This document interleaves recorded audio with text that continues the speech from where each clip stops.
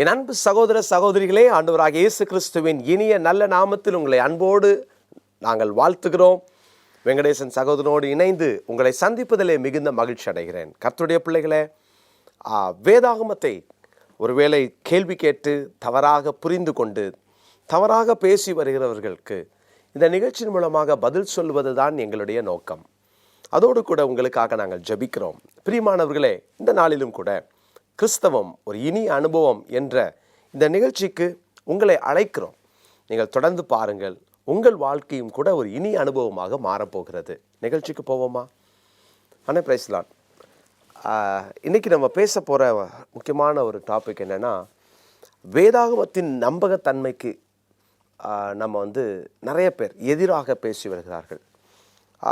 ஒருவேளை ஈவன் கிறிஸ்தவர்களுக்கு கூட நிறைய பேருக்கு இந்த வேத புஸ்தகத்தினுடைய அந்த நம்பகத்தன்மை இந்த பைபிள் நம்ம கையில் இருக்குது அப்படின்ற ஒரு விசுவாசம் இருக்குதே தவிர, இதனுடைய அந்த ஆத்தென்டிசிட்டி இன்றைக்கி நிறைய பேருக்கு அது தெரியல. அதனுடைய அதிகாரப்பூர்வமான, அதனுடைய வரலாற்று பூர்வமான இந்த காரியங்கள் நிறையா பேருக்கு தெரியல.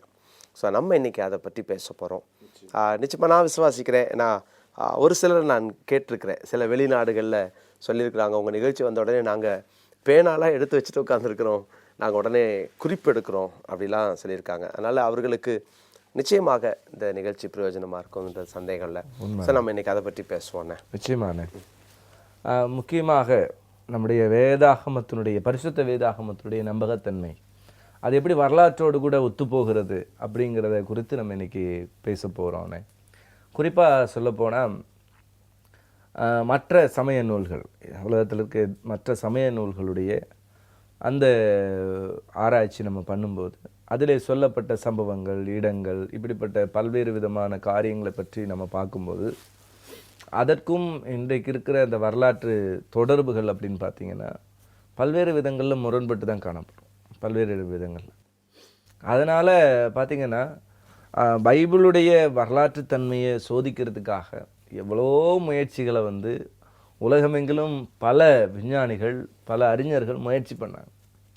ஆனால் பல்வேறு விதமான இந்த முயற்சிகளை சொல்லப்போனால் ஒரு அக்கினி பரீட்சையில் முடிவில் வேதாகமத்துக்கு ஆதரவான, வேதாகமத்தை உறுதிப்படுத்தக்கூடிய வகையில் தான் அந்த அறிஞர்களுடைய முடிவுகள் வந்திருக்கிறத பார்க்குறோம். நிச்சயமாக. ஏன்னா அவ்வளவு ஒரு பண்டைய காலத்தினுடைய வரலாறுகளையும் சரி, பண்டைய காலத்தினுடைய அந்த செய்திகளையும் சரி, ஒரு ஆத்தென்டிக்காக, ஒரு அற்புதமான வகையில் எந்த ஒரு மாற்றமும் இல்லாதபடிக்கு பரிசுத்த வேதாகமம் தான் அவ்வளவு கரெக்டாக கொடுத்துருக்கிறது பார்க்குறோம். வேறு எந்த புத்தகத்துலேயும் அவ்வளவு ஏன்ஷியண்ட்டான விஷயங்கள் கிடையாது, அவ்வளவு பழமையான விஷயங்கள் கிடையாது. அப்போ அவ்வளவு அக்யூரஸாக ஒரு பண்டைய காலங்களை குறித்த வரலாற்று தொடர்புகளோடு கூட இணைந்திருக்கிற ஒரு புத்தகமாக பரிசுத்த வேதாகமம் காணப்படுகிறது பார்க்குறோம்.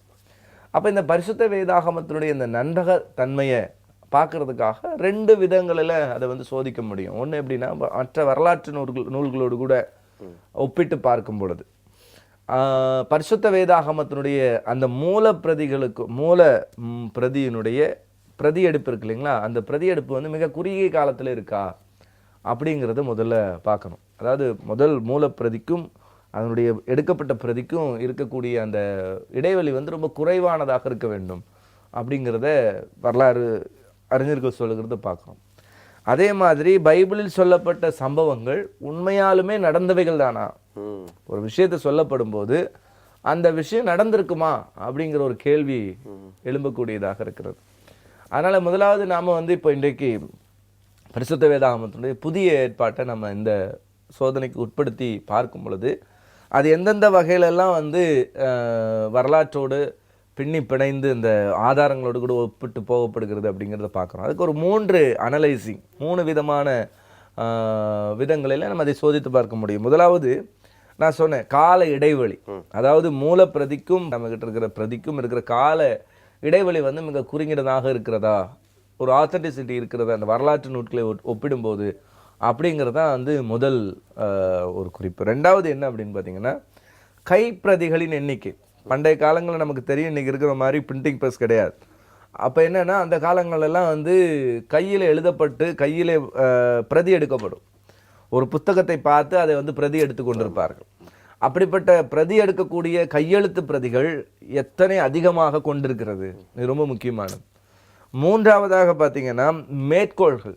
இந்த புத்தகத்தை மற்ற எழுத்தாளர்கள், மற்ற அறிஞர்கள், மற்ற மனிதர்கள் மேற்கோள் காட்டியிருக்கிறார்களா அப்படிங்கிறது வைத்துத்தான் இந்த புத்தகத்தினுடைய ஒரு ஆத்தென்டிசிட்டி அல்லது ஹிஸ்டோரிசிட்டி, வரலாற்று பூர்வமான தன்மைகள், அதனுடைய அதிகாரப்பூர்வமான தன்மைகளை வந்து நம்ம வந்து குறிக்க முடியும். அப்போ அதை வைத்து பார்க்கும் பொழுது பரிசுத்த வேதாகமத்துக்கும் மற்ற வரலாற்று புத்தகங்களுக்கும் என்ன ஒரு வித்தியாசம் காணப்படுகிறது அப்படிங்கிற விஷயத்தை நம்ம முதல்ல தெரிஞ்சுக்கணும். ஏன்னா நம்ம வேதத்தை குறிச்சே நாம அறிந்து கொள்ளவில்லை என்று சொன்னால் அது வந்து ரொம்ப சங்கடமான ஒரு விஷயம். ஏன்னா பரிசுத்த வேதாகமும் எவ்வளவாக பாதுகாக்கப்பட்டு இன்றைக்கு நம்முடைய கரத்துல கொடுக்கப்பட்டிருக்கிறது, அது எவ்வளவு தியாகங்களுக்கு பிறகு, எவ்வளவு இழப்புகளுக்கு பிறகு, எவ்வளவு மனிதர்களுடைய ரத்தம் சிந்துதலுக்கு பிறகு நம்முடைய கரத்துல அது கிடைத்திருக்கிறது அப்படின்னு வந்து நம்ம ரொம்ப ஊக்கமாக அறிந்து கொள்ள வேண்டிய ஒரு விஷயம். அப்படி நம்ம பார்க்கும்போது முதல்ல அந்த மூலப்பிரதிக்கும் பிரதி எடுக்கப்பட்ட பிரதிக்கும் இடையில இருக்கிற கால இடைவெளி எவ்வளவு அப்படிங்கிறது ரொம்ப முக்கியமான, அது குறிக்கிறதா தான் இருக்கணும். அதுதான் ரொம்ப முக்கியம். ஆனால் இன்னைக்கு இருக்கிற நம்மளுடைய பல பண்டைய நூல்கள் இருக்கு, நமக்கு வரலாற்று நூல்கள் இருக்கு, ரொம்ப முக்கியமா ஆத்தென்டிசிட்டி அப்படின்னு சொல்லக்கூடிய வரலாற்று நூல்கள் இருக்கு. அதுல குறிப்பாக சில நூல்களை மட்டும் நம்ம பார்க்க போறோம். உதாரணமாக 1st செஞ்சுரி, முதல் நூற்றாண்டிலே வாழ்ந்த ரோம வரலாற்று அறிஞர், அவர் பேர் வந்து சுட்டேனியஸ் அப்படின்னு ஒரு பேர், வரலாற்றிலே ஒரு மிகப்பெரிய ஒரு அறிஞர். அப்படிப்பட்ட அந்த அறிஞர் எழுதிய அந்த 12 ரோம சீஷர்கள் என்னும் ரோம அரசர்களை பற்றி அந்த நூல், இந்த நூலை பற்றி இந்த நூல் நம்மிடத்தில் இப்பொழுது இருக்கிறது. இந்த ரோம சீஷர்களை பற்றினான வரலாற்று நூல். இது எழுதப்பட்டது எப்படின்னா முதல் நூற்றாண்டில். அப்போ முதல் நூற்றாண்டில் எழுதப்பட்ட அந்த நூலுக்கு, ஒரு வரலாற்று நூலுக்கு நம்மிடத்தில் இருக்கிற பிரதி எப்பத்தது பிரதின்னு பார்த்தீங்கன்னா கிபி 1000 ஆண்டோட பிரதி தான் இருக்கு. அதாவது முதல் நூற்றாண்டில் எழுதப்பட்ட அந்த பிரதிக்கு 10ஆம் நூற்றாண்டில் இருக்கிற பிரதி தான் நம்மிடத்தில் இருக்கிறது. முதல் நூற்றாண்டில் எழுதப்பட்ட அந்த புத்தகத்துக்கு அதுக்கு பின்பு, ஆமா, முதல் நூற்றாண்டில் அந்த புத்தகம் எழுதப்படுகிறது. ஒரு வரலாற்று புத்தகம், மிக சிறந்த அறிஞர் எழுதுகிறார். அதனுடைய பிரதி இப்போ நம்மிடத்தில் இருக்கு. அது எப்பத்த பிரதின்னு பார்த்தீங்கன்னா 10ஆம் நூற்றாண்டுடைய பிரதி. அப்போ கிட்டத்தட்ட 9 நூற்றாண்டுகள் கழித்து இருக்கக்கூடிய பிரதியை தான் நம்ம இன்னைக்கு வைத்திருக்கிறோம் அந்த வரலாற்று புத்தகத்துக்கான ஆதாரமாக. அப்ப எவ்வளவு ஒரு வித்தியாசம் இருக்கிறது என்பதை நம்ம அறிந்து கொண்டிருப்போம்.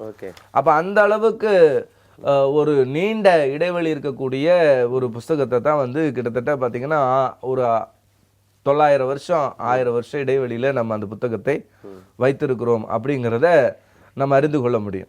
அது மட்டும் இல்ல, இப்ப நம்ம எல்லாருக்கும் தெரிஞ்சவர் கிரேக்க தத்துவ ஞானி அரிஸ்டாட்டில், எல்லாருக்கும் தெரிந்தவர். இவர் கிமு 4ஆம் நூற்றாண்டில் எழுதிய நூலுக்கு இருப்பதிலேயே பழைய பிரதி எப்பத்த பிரதி அப்படின்னு பாத்தீங்கன்னா கிபி 11ஆம் நூற்றாண்டு பிரதி தான் இருக்கு. கிபி 11ஆம் நூற்றாண்டு பிரதி. கிமு 4ஆம் நூற்றாண்டுல வாழ்ந்த கிரேக்க தத்துவ ஞானியாகிய அரிஸ்டாட்டிலுடைய அவருடைய அந்த புத்தகத்துக்கான பிரதி வந்து கிபி 11ஆம் நூற்றாண்டுல தான் இருக்கு. 1500 வருஷம் கழிச்சுதான், கிட்டத்தட்ட இத்தனை வருஷம் கழிஞ்சுதான் இருக்கக்கூடிய மூல பிரதியை வந்து அந்த பிரதி எடுக்கப்பட்ட பிரதியை நம்ம வைத்து கொண்டிருக்கிறோம். இது வந்து இப்படி பல பண்டைய கால புஸ்தகங்களை பத்தி நம்ம சொல்லிக்கிட்டே போகலாம். இப்படிதான் இருக்கு. இப்படிப்பட்ட ஒருபாடு வித்தியாசமாக இருக்கக்கூடிய பல 100 ஆண்டுகள் கழிந்த மூல பிரதிகளைத்தான் இன்றைக்கு வைத்திருக்கிறார்கள் அப்படிங்கறத நம்ம தெரிந்து கொள்ள முடியும். வேதாகமத்துக்குரிய பரிசுத்த வேதாகமத்துக்கு இப்ப புதிய ஏற்பாட்டுக்கு எடுத்துக்கிட்டீங்கன்னா, புதிய ஏற்பாட்டுக்கு நம்மிடத்திலேயே இருக்கிறதான மிக பழமையான கையெழுத்து பிரதி எது அப்படின்னு பார்க்கும்போது கிபி 130வது வருடத்தை சேர்ந்தது என்று கணக்கிட்டு இருக்காங்க. இருக்கிறதுலயே பழமையான ஒரு பிரதி அப்படின்னு முடிஞ்ச உடனே நம்ம கிபி 130வது வருஷத்துடைய பிரதி நம்ம கையில இருக்கு. இது 130 போது நம்முடைய கடைசி புத்தகம் பரிசுத்த வேதாகமத்துடைய கடைசி புத்தகம் வெளிப்படுத்தல் விசேஷம், யோவான் சுவிசேஷம், வெளிப்படுத்தல் விசேஷம். சரிங்களா? இந்த புத்தகம் எழுதப்பட்டது கிபி 90வது ஆண்டு.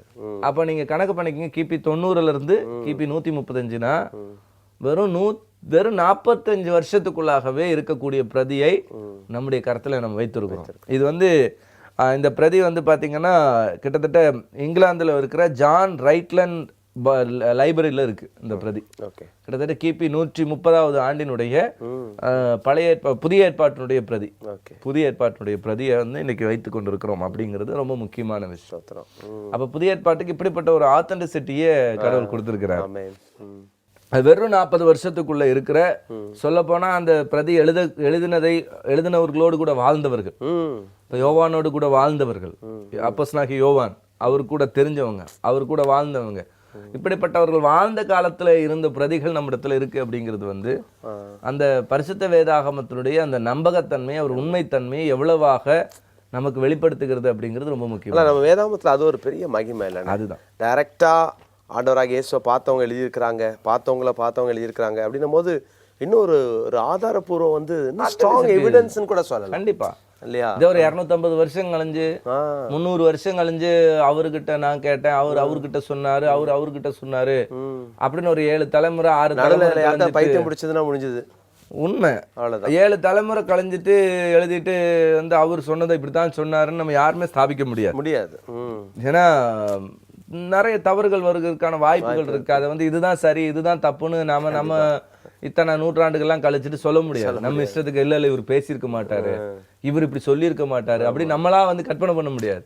சொல்லியிருக்காங்கன்னு சொல்லி பல 100 வருஷத்துக்கு முன்னாடி எழுதுனதுக்கு பிறகு நாம இன்னைக்கு உட்கார்ந்துட்டு இவர் எப்படிங்க இப்படி சொல்லுவாரா அப்படின்னு நம்ம எப்படி கேட்க முடியும்? அது இடிக்கும் போது அதான் பிரச்சனை வரும்போது நம்ம வந்து நம்மளால பதில் சொல்ல முடியல, நம்ம மாட்டிக்கிறோம் அப்படின்னும் போது என்ன வருது, அவர் இப்படி சொல்லியிருப்பாரா, அப்படி சொல்லியிருக்க மாட்டார். போய் சொன்னாதானே தப்பிக்க முடியும்.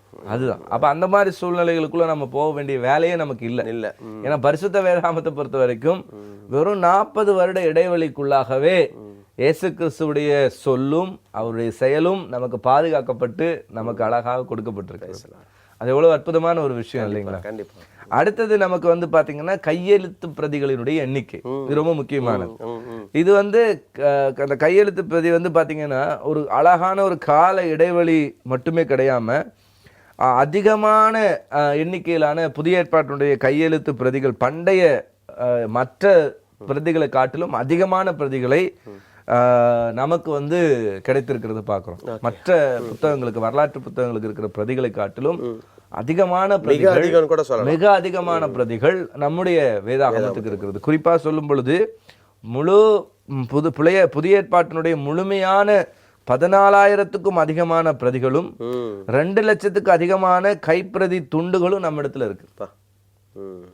முழு புதிய ஏற்பாட்டுடைய 14,000த்துக்கு அதிகமான பிரதிகள், கையெழுத்து பிரதிகள். அது மட்டுமல்ல 2 லட்சத்துக்கும் அதிகமான பிராக்மெண்ட்ஸ், அதாவது துண்டு பிரதிகள்.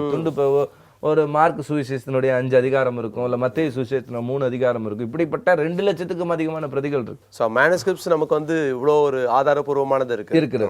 அப்ப அந்த அளவுக்கு வந்து மற்ற புக்ஸ் எல்லாம் கம்பேர் பண்ணும்போது இப்படிப்பட்ட ஒரு ஆத்தென்டிசிட்டி கிடையவே கிடையாது.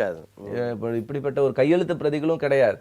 அந்த கையெழுத்து பிரதிகளை நம்ம கம்பேர் பண்ணும்போது பாத்தீங்கன்னா அதுல இருக்கக்கூடிய வித்தியாசங்கள் பெரிய பெரிய வித்தியாசங்கள்ல வந்து காணப்படும். அதுல சில விஷயங்கள்லாம் எல்லாமே போகும் இல்லையா, அப்படிலாம் இருக்கக்கூடியது பார்க்குறோம். அப்ப இன்னைக்கு வந்து நம்ம கிட்ட இருக்கக்கூடிய இந்த பிரதிகள் என்பது ரொம்ப ஆத்தென்டிசிட்டியாக பரிசுத்த வேதாகமத்தை உறுதிப்படுத்தக்கூடியதாக இருக்கக்கூடிய ஒரு விஷயத்தை பார்க்குறோம். அந்த அளவுக்கு ஒரு அற்புதமான ஒரு விஷயத்தை தான் நம்ம பைபிளை குறித்து பார்க்குறோம். அது மட்டும் இல்லை, மேற்கோள்கள், இந்த மேற்கோள்களை குறித்து பார்க்கும்போது இன்னும் ரொம்ப அற்புதமான விஷயத்தை நம்ம வந்து வரலாற்று புத்தகங்களை கம்பேர் பண்ணும்போது நம்ம பைபிளை குறித்து அறிந்து கொள்ள முடியும். இப்போ பைபிளுடைய அந்த வரலாற்று தன்மையை சந்தேகத்திடமின்றி நிரூபிக்கப்பட்டதை நாம் காண முடியும். எப்படி அப்படின்னு பார்த்தா மிக துல்லியமாக அவைகள் முதலில் எழுதப்பட்டது அப்படியே பிரதி எடுக்கப்பட்டுள்ளது. அதில் வந்து அதோடைய இந்த பழைய மூல பிரதியிலேருந்து இது பிரதி எடுக்கப்பட்டதுக்கும் இருக்கிற அந்த டிஃப்ரென்ஸ் பார்த்தீங்கன்னா 0.1 அந்த மாதிரி ரொம்ப கம்மி டிஃப்ரென்ஸ் தான் இருக்கும். அந்த அளவுக்கு இப்போ எழுதும்போது அது ஏற்படுகிற சாதாரண பிழைகள் மாதிரி, எழுதும்போது எல்லா மனிதர்களுக்கும் ஏற்படுகிற அந்த சின்ன சின்ன பிழைகள் தானே ஒழிய மற்றபடி இருக்கக்கூடியதுல பார்த்தீங்கன்னா அவ்வளவு 99% வந்து அக்யூரஸியாக இருக்கக்கூடிய விஷயத்தை பார்க்குறோம். ஆனால் இதை பார்த்தீங்கன்னா ஆதி திருச்சபை பிதாக்கள், இப்போ 1 நூற்றாண்டு 2ஆம் நூற்றாண்டுல வாழ்ந்த கிறிஸ்தவ தலைவர்கள், ஆதி திருச்சபையுடைய பிதாக்கள் வந்து பார்த்தீங்கன்னா இது அற்புதமாக இதை எடுத்து பயன்படுத்தினதுல இருந்தே, இதை அவங்க உபயோகப்படுத்தினதுல இருந்தே பார்த்தீங்கன்னா இதனுடைய நேர்மைத்தன்மை எப்படி இருக்கிறது அப்படிங்கிறத நம்ம அறிந்து கொள்ள முடியும். ஏன்னா பாருங்க, சபை பிதாக்கள் புதிய ஏற்பாட்டினுடைய அந்த மேற்கோள்களை தங்களுடைய புத்தகங்களில் ஆயிரக்கணக்கான எழுத்துக்களில் பல ஆயிரம் முறை வந்து கோட் பண்ணியிருக்கிறாங்க. அதான் ரொம்ப அற்புதமான ஒரு விஷயம். சபை பிதாக்கள் வந்து அதை அந்த புதிய ஏற்பாட்டை எந்த அளவுக்கு வந்து தங்களுடைய அந்த வேத புத்தகமா அவங்க ஏற்றுக்கொண்டிருந்தாங்கன்னா அந்த அவங்க வாழ்ந்த காலத்திலேயே அந்த புத்தகங்களை மேற்கோள் காட்டுறாங்க. அப்ப உதாரணத்துக்கு சபை பிதா தெர்த்துல்லியன் அப்படி அவரை பற்றி வாசிக்கிறோம். அவர் தன்னுடைய எழுத்துக்களில் கிட்டத்தட்ட 7258 தடவை நம்முடைய புதிய ஏற்பாட்டை மேற்கோள் காட்டியிருக்கிறார். இதுக்கப்புறம் வந்து ஐரேனியஸை பற்றி வாசிக்கிறோம். அவர் வந்து கிட்டத்தட்ட தன்னுடைய எழுத்துக்களில் 1819 முறை பரிசுத்த வேதாகமத்தை மேற்கோள் காட்டியிருக்கிறார். அவருடைய எழுத்துக்கள், அவருடைய புஸ்தகங்கள். அப்போ எந்த அளவுக்கு அவங்க வாழ்ந்த காலத்திலே பரிசுத்த வேதாகமம் வந்து ஒரு பெரிய ஆத்தென்டிசிட்டியாக இருந்திருக்கு அப்படின்னு. அதுக்கப்புறம் பார்த்தீங்கன்னா ஓரிகன், சபைபிதா ஓரிகனை பற்றி நம்ம கேள்விப்படுறோம்.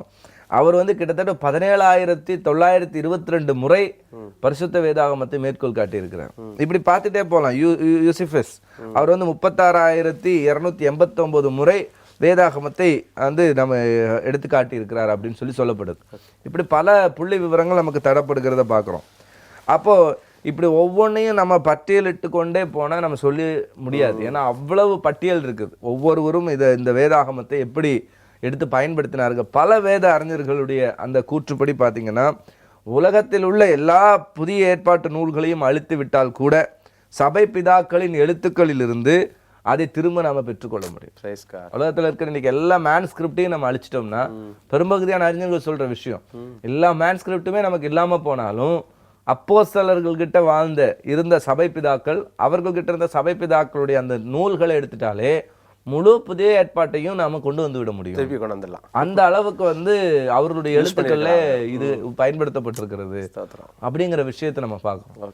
அப்ப அந்த அளவுக்கு இன்னைக்கு வேதாகமம் என்பது ஒரு நம்பகத்தன்மையும் ஒரு பெரிய ஆத்தென்டிசிட்டியும் இன்னைக்கு நமக்கு கொடுத்துருக்குது. உலகத்துல பரிசுத்த வேதாகமம் தான் முதல்ல அச்சு பிரதியாக பிரதி எடுக்கப்பட்டது. முதல் பிரிண்டிங் மிஷின் கண்டுபிடிச்ச உடனே பரிசுத்த வேதாகமத்துக்குரிய புத்தகங்களும் பரிசுத்த வேத வசனங்களும் தான் வந்து பிரிண்ட் செய்யப்பட்டுச்சு. அதே மாதிரிதான் தமிழ் மொழியில முதலாக மொழிபெயர்க்கப்பட்ட புத்தகமும் மொழிபெயர்க்கப்பட்டு பிரிண்டிங் செய்யப்பட்ட புத்தகம் வந்து பாத்தீங்கன்னா வேதாகமும் அதனுடைய துணை புஸ்தகங்களும் தான் பார்க்கும். இப்போ கிட்டத்தட்ட இன்னையிலிருந்து 300 வருஷங்களுக்கு முன்பாகவே, 300 வருஷத்துக்கு மேல ஆச்சு. இன்னைக்கு 300 வருஷத்துக்கு முன்பாகவே வந்து பாத்தீங்கன்னா தஞ்சை பக்கத்துல இருக்கக்கூடிய நாகை டிஸ்ட்ரிக்ட்ல இருக்கக்கூடிய தரங்கம்பாடியில சீகன்பால் ஐயர் அவர்கள் வந்து அவங்க இறங்கி அந்த இடத்துல அந்த டச்சுக்காரர்களுடைய அந்த ஆட்சியில பாத்தீங்கன்னா பரிசுத்த வேதாகமத்தை அவர் தமிழ்ல மொழிபெயர்த்திருக்கிறார்.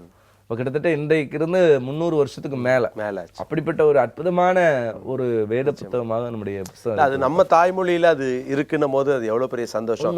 அதுல நம்ம இன்னொன்னு கூட கவனிக்கணும்னே, நம்ம ஆண்டவர் வந்து நமக்கு வேதாகமத்தை கொடுத்துட்டு நம்மளுடைய சொந்த தாய்மொழியில படித்தாலும் அதை புரிந்து கொள்ளுகிற அளவிற்கு ஆண்டவர் பாக்கியம் கொடுத்தாரு பாருங்க. இல்லைன்னா நீ எபிரேயத்துல தான் படிக்கணும்னு ஆண்டவர் கட்டாயம் வச்சிருந்தாருன்னா ரொம்ப கடினமான ஒரு விஷயம். இன்னொன்னு என்னன்னா, பெரிய படிப்பு படிச்சிருந்து பல மொழிகளை கற்றிருந்தாலும் அவன் சிந்திப்பது அவன் தாய்மொழியில தான். தாய்மொழிக்கு ஈடு ஒண்ணு.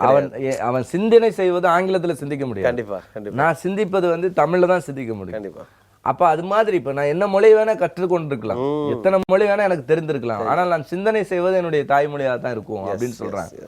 அப்போ நம்ம மொழியில நம்ம வேதத்தை படிச்சு நம்ம புரிஞ்சுக்க முடியாத ஒரு விஷயத்த அதுல படிச்சா நன்மை கிடைக்காதுன்னா அப்புறம் அப்படிப்பட்ட ஒரு வேதத்தை நான் வாசிச்சு கண்டிப்பா என் மொழியில நான் படிச்சா எனக்கு நன்மை கிடைக்கும். இன்னொன்னு என்னன்னா, பரிசுத்த வேதாகமத்தை பொறுத்த வரைக்கும் படிக்கிறதுனால நன்மை கிடையாது.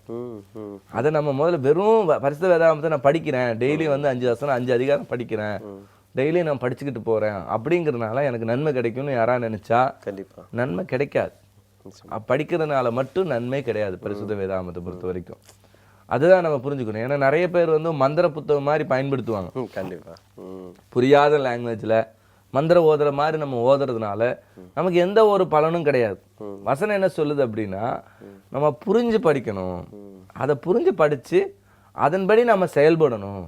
அப்ப இதை கேட்கிறவனாக மட்டுமல்ல, கேட்டவைகளின்படி செய்கிறவனாக இருக்கணும்.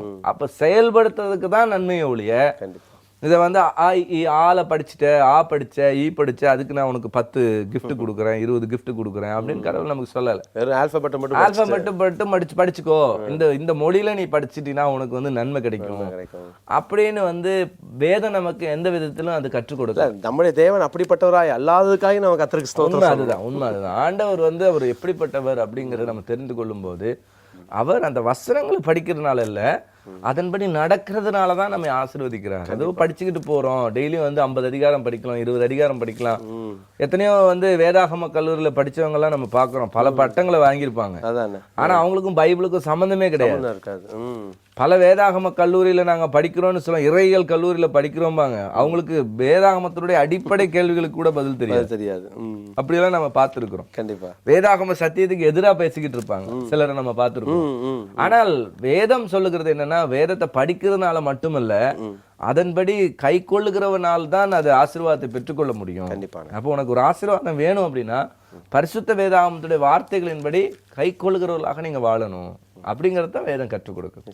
அப்ப இந்த அற்புதமான ஒரு வேத புத்தகத்தை நம்ம கையில வச்சுக்கிட்டு இருக்கோம். இவ்வளவு ஆத்தென்டிகேஷனாக, இவ்வளவு அதிகாரப்பூர்வமாக, வரலாற்று ஆதாரங்கள் கொண்ட ஒவ்வொரு வரலாற்று சம்பவங்களும், பைபிள் சொன்ன வரலாற்று சம்பவங்களை இல்லைன்னு ஆக்குறதுக்கு எவ்வளவோ முயற்சி பண்ணியிருக்கிறாங்க. இல்ல அப்படி நடக்கவே இல்லை, இப்படி ஒரு விஷயமே நடக்கல அப்படின்னு சொல்றதுக்கு எவ்வளவோ முயற்சி பண்ணிருக்காங்க. ஆனால் ஒரு குறிப்பிட்ட நாளுக்கு பிறகு இல்ல இது வந்து இப்படி ஒரு வரலாறு இருந்திருக்குது, இப்படி ஒரு காரியம் இருந்திருக்குது, தோற்று போனவங்க தான் அப்படின்னு சொல்லப்படுது பார்க்கும். தாவீதுங்கிற ஒரு ராஜா இருந்தாரா, அப்படி இருந்ததுக்கான வாய்ப்பு இருக்கா அப்படின்னு ஒரு காலத்துல கேட்டாங்க. கொஞ்ச நாளைக்கு முன்னாடி பத்திரிகை தாவீதுனுடைய அரண்மனையை வந்து கண்டுபிடிச்சிருக்காங்க அப்படின்னு பத்திரிகையில வருது.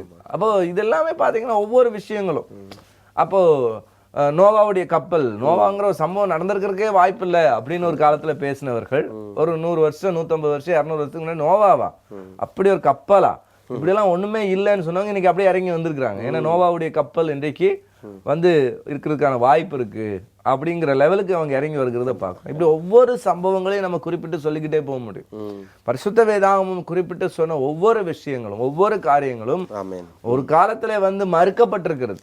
இப்படி ஒரு காரியமே நடக்கல, இப்படி ஒரு காரியமே இல்லை அப்படின்னு மறுக்கப்பட்ட விஷயங்கள் எல்லாமே பின் நாட்கள்ல அறிஞர்களாலும் தொல்பொருள் ஆராய்ச்சியாளர்களாலும் ஒத்துக்கொள்ளப்பட்டிருந்தது. கண்டிப்பா. இப்ப குறிப்பா பழைய ஏற்பாட்டை பொறுத்த வரைக்கும் பாத்தீங்கன்னா, நம்மகிட்ட வந்து கிபி 10ஆம் நூற்றாண்டுக்கு பிறகு இருக்கிற கையெழுத்து பிரதிகளை தான் நம்ம ரொம்ப ஆதாரபூர்வமாக நம்பிக்கொண்டிருந்தோம். அப்போ அநேக விமர்சனங்கள், அநேக விதமான விமர்சனங்கள் நமக்கு வந்திருக்கு. இல்லை இவங்ககிட்ட இன்னும் சரியான புத்தகம் கிடையாது, ஆனால் பிரதிகள் எடுக்கப்பட்ட பிரதிகள்லாம் இருக்கு. அப்போ அந்த முக்கியமான பிரதிகள் போது கிபி 10ஆம் நூற்றாண்டுக்கு பிறகு இருக்கிற பிரதிகள் தான் நம்மகிட்ட இருந்தது. அப்போ பாருங்க, அற்புதமான விதத்துல கர்த்தருடைய கிருபையினாலே இன்னையிலிருந்து ஒரு 50-60 வருஷத்துக்கு முன்னாடி கும்ரான் அப்படிங்கிற அந்த குகையிலிருந்து ஒரு சுருள் கண்டெடுக்கப்படுது. ஒரு ஆடு மேய்க்கிற சிறுவனால போய் கண்டுபிடிக்கப்படுது. நம்ம ஏற்கனவே இந்த கும்ரான் சுருளை பத்தி சொல்லி இருக்கிறோம்.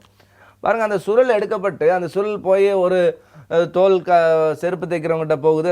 அந்த சுருள் அப்படியே பார்க்கும்போது கடைசியில பார்த்தா அது பரிசுத்த வேதாகமத்தினுடைய மூல மொழியிலான சுருள்கள். கடைசியில் எடுத்து அதை செக் பண்ணி அதை வந்து ஆராய்ச்சி கூடத்துக்கு கொண்டு போய் பார்க்கும் பொழுது அது கிமு 2ஆம் நூற்றாண்டை சேர்ந்த சுருள்கள் என்று கண்டுபிடிக்கிறாங்க. கிபி 10ஆம் நூற்றாண்டுல இருக்கிற சுருள் தான் நம்மகிட்ட ஏன்ஷியன் சுருளா வச்சிருக்கிறோம். ஆனால் பரிசுத்த வேதாகமத்துக்கு இப்ப கிடைச்சிருக்கிற சுருள்கள், இப்ப கிடைச்சிருக்கிற அந்த மூல பிரதிகள் கிமு இயேசு கிறிஸ்துவுக்கு முன்பாக 2 நூற்றாண்டுகளுக்கு முன்பாக இருக்கக்கூடிய சுருள்கள். அதுல குறிப்பா நமக்கு ரொம்ப ஆச்சரியமான விஷயம் என்ன அப்படின்னா, பரிசுத்த வேதாகமத்துடைய ஏசாயா தீர்க்கதரிசி புஸ்தகத்தினுடைய முழு 66 புத்தகங்களும் அதுல அப்படியே இருக்கு. அற்புதமாக தேவன் அதை பாதுகாத்து வைத்திருந்தார். மற்ற பைபிள்ல இருக்கிற பல பிரதிகள்ல ஃப்ராக்மெண்ட்ஸ் அதுல இருக்கு, எல்லாமே அதுல இருக்கு. ஆனால் குறிப்பாக இந்த ஏசாயா தீர்க்கதரிசி புஸ்தகம் முழுமையாக அதுல 66 புத்தகங்களும் அதுல இருக்கக்கூடிய விஷயத்தை பார்க்கணும். அப்ப இன்னைக்கு நமக்கு ஏன்சியன்ட் சுருள் நம்ம கிட்ட கிடைச்சிருக்கு. புதிய ஏற்பாடு அங்கீகரிக்கக்கூடிய புஸ்தகங்கள்ல ஏசாயா தீர்க்கதரிசி புஸ்தகம் ஒரு அற்புதமான புஸ்தகம். நம்ம ஏற்கனவே பார்த்திருக்கோம். அதுல ஏசாயா தீர்க்கதரிசி தன்னுடைய அந்த புத்தகத்துல இயேசு கிறிஸ்துவுடைய பாடு மரணத்தை குறித்து ஒரு அற்புதமாக விளக்கி இருக்கிறார் அப்படின்னு நம்ம சொல்ல முடியும். அவ்வளவு அற்புதமாக இயேசு கிறிஸ்துவுடைய அந்த சிலுவை மரணத்தினுடைய அந்த காரியங்களை குறித்து அவ்வளவு தெளிவுபடுத்தி இருக்கிறார். அப்ப அந்த சுருள் இன்றைக்கு நம்ம கிட்ட முழுமையா கிடைச்சிருக்கு அப்படிங்கிறது வந்து நமக்கு ஒரு பெரிய ஆசீர்வாதமான விஷயம். இன்னைக்கு அது நடைமுறையில் இருக்கிறது. அதனால இன்னைக்கு வேதாகம மூல பிரதிகளை பொறுத்த வரைக்கும் உலகத்துல இருக்கிற வரலாற்று புத்தகங்கள் எல்லாவற்றையும் விட மிகவும் ஆத்தென்டிகேஷனாக, அதிகாரப்பூர்வமாக, யாராலும் மறுக்க முடியாத அளவுக்கு ஒரு அதிகாரப்பூர்வமான ஒரு புத்தகமாக பரிசுத்த வேதாகமம் இருக்கிறது அப்படிங்கிறதுல எந்த ஒரு மாற்றமும் இல்லை. உண்மையாக பெரிய ஒரு ஆச்சரியமான விஷயம். நீங்கள் சொன்ன ஒரு பெரிய ஒரு இன்ஃபர்மேஷன் கூட சொல்லலாம். ஏன்னா நம்முடைய வேத புத்தகத்தை வந்து இன்னைக்கு குறை சொல்லணும், தவறாக பேசணும்னு சொல்லிட்டு நிறைய முயற்சி செய்கிறாங்க. ஆனால் எந்த முயற்சிகளுமே இத்தனை நூற்றாண்டுகள் அது வந்து வாய்க்காமலே போயிடுச்சு. எவ்வளோ பெரிய பெரிய ஆட்கள்லாம் வந்து ட்ரை பண்ணி பார்த்தாங்க, எதுவும் முடியல, அவங்க இல்லாமல் போயிட்டாங்க. ஆனால் வேதாமத்தை ஒழிப்பேன்னு சொன்னவங்க ஒளிந்து போனார்கள். இன்றைக்கி இந்த வேத புத்தகத்தை தவறாக பேசி இந்த வேத புத்தகத்தில் இருக்கிற ஒன்றை மட்டும் தங்களுக்கு சாதகமாக மற்றதெல்லாம் மாறிடுச்சு, மாற்றப்பட்டது அப்படின்னு வந்து பேசும்போது இன்றைக்கி நீங்கள் சொன்ன இன்ஃபர்மேஷன்ஸ் ஒரு ஆச்சரியமான இன்ஃபர்மேஷன்ஸ். அதுலேயும் குறிப்பாக கையெழுத்து பிரதிகள், உலகத்திலே அதிகமான கையெழுத்து பிரதிகள் வந்து நம்முடைய வேத புத்தகத்துக்கு தான் இருக்கின்றது வந்து இன்னும் பெரிய ஒரு ஆச்சரியத்திலும் ஆச்சரியம். ஆண்டவருக்கு எல்லா மகிமையும் உண்டாகட்டும். பிரைஸ்லான என் அன்பு சகோதர சகோதரிகளே, ஆண்டவராகிய தேவன் நமக்கு கொடுத்திருக்கிற ஒரு நல்ல அழகான ஒரு வாழ்க்கை, அந்த ஒரு வாழ்க்கை கூட அதை ஆண்டவருக்காக நாம் வாழ வேண்டும் என்பது தான் நாம் கவனிக்க வேண்டிய ஒரு விஷயம். எப்படி வேணாலும் வாழ்ந்துட்டு எப்படி வேணாலும் இந்த உலகத்தை விட்டு போகலாம் என்பதற்கு அல்ல. ஒன்றை நாம் மறந்துவிடவே கூடாது. தேவன் நமக்கு இந்த வேத புத்தகத்தை கொடுத்ததற்கான நோக்கம் என்ன தெரியுமா? இந்த வேத புத்தகம் நம்முடைய வாழ்க்கைக்கு, நம்முடைய கால்களுக்கு தீபம், பாதைக்கு வெளிச்சம் என்று வாசிக்கிறோம். நம்முடைய வாழ்க்கைக்கு வழிகாட்டக்கூடிய ஒரு புத்தகம் இந்த வேத புத்தகம். எப்படி வாழணும், ஒரு குழந்தை பிறந்ததிலிருந்து அவன் மரித்து நித்திய ஜீவனை அடைகிற வரைக்கும் அவன் இந்த வேத புத்தகத்தில் எல்லாவற்றுக்கும் ஆன்சர் இருக்குது. எல்லாவற்றுக்கும் ஆன்சர் இருக்குது. உங்கள் குடும்ப வாழ்க்கைக்கு ஆன்சர் இருக்குது. உங்களுடைய வீட்டில் இருக்கிற பிரச்சனைகளுக்கு இந்த பைபிளில் ஆன்சர் இருக்குது. உங்கள் பிள்ளைகளை எப்படி வளர்க்கணும், பைபிளில் ஆன்சர் இருக்குது. இந்த வேதாகமத்தில் ஆன்சர் இல்லாத எதையுமே கிடையாது. எல்லாவற்றுக்கும் பதில் உண்டு. ஆனால் நாம் தான் அதை சரியாக பார்க்க தவறிவிடுகிறோம். நாம் தான் அதில் ஏதோ ஒரு குறை கண்டுபிடிக்க வேண்டும் என்ற எண்ணத்தோடு கூட நாம் அதை பார்க்கிறோம். இதை கேட்டுட்ருக்கிற நீங்கள் யாராக இருந்தாலும் சரி, எந்த நம்பிக்கைகளில் இருந்தாலும் சரி, இயேசு எனக்காக இந்த உலகத்திற்கு வந்தார், எனக்காக மரித்தார், எனக்காக தான் அவர் இந்த உலகத்தில் வந்த அத்தனை பாடுகளை அவர் ஏற்றுக்கொண்டார் என்று நீங்கள் விசுவாசித்தார் உங்களுக்கும் அந்த நித்திய ஜீவன் உண்டு.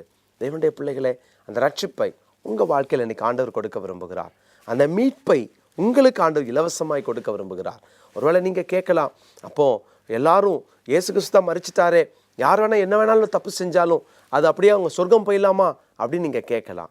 நான் ஒன்றை சொல்லுகிறேன், நீங்கள் தவறு செய்திருக்கலாம், விசுவாசிக்கணும், என் பாவத்துக்காக இயேசு மரித்தார், வாயில் அறிக்கையிடணும், எனக்காக தான் இயேசுவை நீர் மரித்தீர் என்று சொல்லி விசுவாசிக்காமல், அல்லது அவங்க அதை இயேசு மரிச்சிட்டாரு அதனால் எனக்கு சொர்க்கம் கிடைச்சிரும் என்பது ஒரு முட்டாள்தனமான காரியங்கள். விசுவாசிங்க, வாயினால் அறிக்கை செய்யுங்க, உங்களுக்கும் கர்த்தர் அந்த ரட்சிப்பை தருவார். ஜெபிக்கலாமா? ஒரு விசை இயேசுவை ட்ரை பண்ணி பாருங்களேன். நல்ல தகப்பனே, நாங்கள் இணைந்து ஜெபிக்கிறோம். என்னோடு இணைந்து யார் யாரெல்லாம் ஜெபிக்கிறார்களோ அவர்களுக்காகவும் ஜெபிக்கிறேன். ஆண்டவரே, யாரையும் தள்ளிவிடுகிறவர் அல்ல, யாரையும் ஆண்டவரே உம்மை விட்டு நீர் அப்புறப்படுத்துகிறவர் அல்ல, உம்மிடத்தில் வருகிறவரை ஏற்றுக்கொள்ளுகிற தெய்வம் அல்லவா. இன்றைக்கும் கூட ஆண்டவரே, நான் பாவிதான், என்னுடைய பாவத்திற்காக தான் நீர் மரித்தீர் என்று யார் யார் விசுவாசித்து அறிக்கை செய்கிறார்களோ அத்தனை பேருக்கும் ஆண்டவரே இந்த ரட்சிப்பை நீர் கொடுக்கிறதற்காக உமக்கு ஸ்தோத்திரம். யாரும் திருட முடியாத, யாரும் எடுக்க முடியாத அந்த ரட்சிப்பை இன்று உடைய பிள்ளைகள் பெற்றுக்கொள்ளட்டும். நித்திய ஜீவனை சுதந்தரித்துக் கொள்ளுகிற அந்த நிச்சயத்தை இந்த செய்தியை பார்க்கிற கேட்கிற அத்தனை பேருக்கும் தாரும் ஆண்டவரே. வேத வசனத்தை குறித்து தப்பான எண்ணம் கொண்டு விட்டார்கள், மன்னித்தரலும் ஆண்டவரே. உம்முடைய பிள்ளைகளை பரிசுத்தப்படுத்தும் ஆண்டவரே. உம்முடைய நித்திய ராஜ்யத்திற்கு என்று ஆயத்தப்படுத்தும். தொடர்ந்து உம்முடைய நாம மகிமைப்படட்டும். வியாதியோடும் பலவீனத்தோடும் பிரச்சனைகளோடும் இந்த ஜபத்தில் கலந்து கொண்டிருக்கிற ஒவ்வொருவருடைய வாழ்க்கையிலும் கர்த்தர் ஒரு விடுதலையை தாரும், ஒரு அற்புதத்தை செய்யும், ஒரு சுகத்தை கட்டளையிடும். அது நாம மகிமைப்படட்டும். இயேசு கிறிஸ்துவின் நாமத்தில் ஜெபிக்கிறோம் நல்ல பிதாவே, ஆமென். என் அன்பு சகோதர சகோதரிகளே, இன்னும் இந்த இயேசுவை நீங்கள் அதிகமாய் அறிந்து கொள்ள விரும்பினா, கிறிஸ்துவ விசுவாசத்தில் வளர விரும்பினால், கிறிஸ்தவர்கள் அல்லாதவர்களுக்காக இலவச வேத புத்தகத்தை கொடுக்க விரும்புகிறோம். எழுதி பெற்றுக்கொள்ளலாம், அல்லது உங்கள் விலாசத்தை அனுப்பி, தெளிவான விலாசத்தை அனுப்பி நீங்கள் பெற்றுக்கொள்ளலாம். அனுப்பி வைக்கிறோம். நிகழ்ச்சி மூலமாய் பெற்ற நன்மை எங்களுக்கு எழுத மறக்க வேண்டாம். உங்களுக்காக ஜெபிக்கிறோம். கர்த்தர் உங்களை ஆசீர்வதிப்பாராக. ஆமென். நீங்கள் தொடர்பு கொள்ள வேண்டிய முகவரி post box number 6969 Alwar Thirunagar, Chennai 87.